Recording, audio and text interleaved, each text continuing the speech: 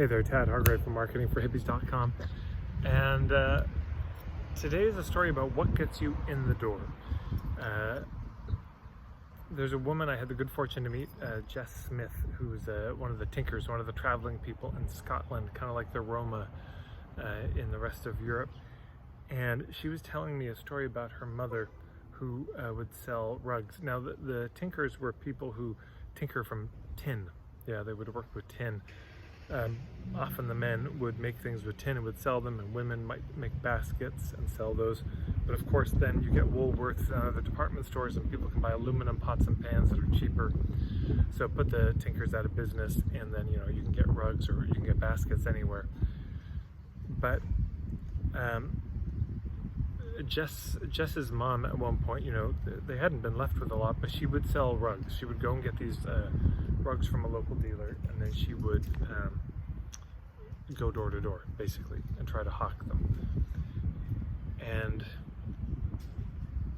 the thing was, when they came in, they were interested in the rug. They did want to buy the rug, but even more than that, they wanted their tea leaves read.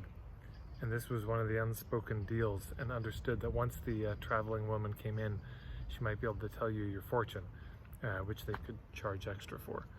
So that's the idea I want to play with here. What is it that gets you in the front door? Because sometimes there are certain things that people are a little ashamed of. So for example, people might struggle with certain kinds of addiction, and they don't want to really be open about it. They may have certain kinds of mental illness that they don't want to out themselves as having.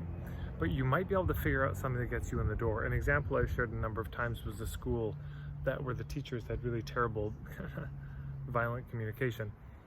And so they were going to do a nonviolent communication course for the teachers, but you can't just call it that, because why would they come? I'm not a violent communicator, so why would I come to a nonviolent communication class? Not relevant to me. So instead they did a course called How to Deal with Difficult Parents. See what I'm saying? That's the rug.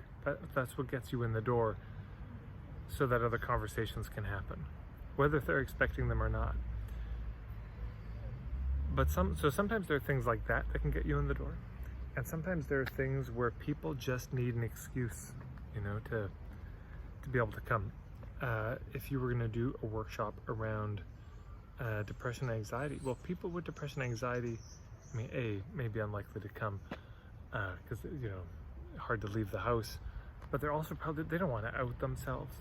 But if you change the title to a workshop around anxiety and depression for those struggling and for those who are supporting them, see what I'm saying? Now there's an out. There's a way they can go in without outing themselves. Just like that woman could open the door and say, oh, I was just interested in the rug, and not have to admit that she had done some fortune reading with this one to her Presbyterian friends. So that's something to think about. If what you have is something that nobody, could you imagine a traveler lady walking up to the door with a crystal ball and saying, let me tell your fortune, or a teapot, let me read your tea leaves right now. They might not be able to, in front of everyone, confess to that.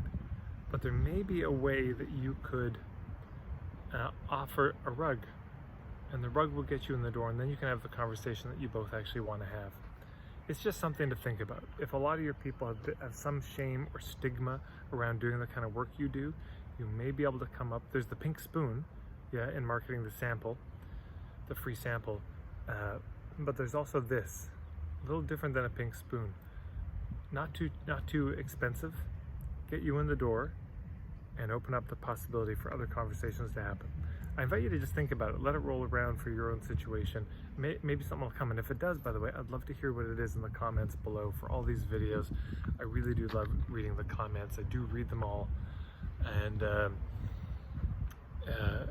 yeah, thank you so much. So, and then thank you also if you subscribed to me here, if you're on my email list, if you follow me on Facebook. Thank you. And check out marketingforhippies.com/membership. I've got my new membership program. I'm really excited about it. If you've been enjoying my videos and wanting to work with me more deeply,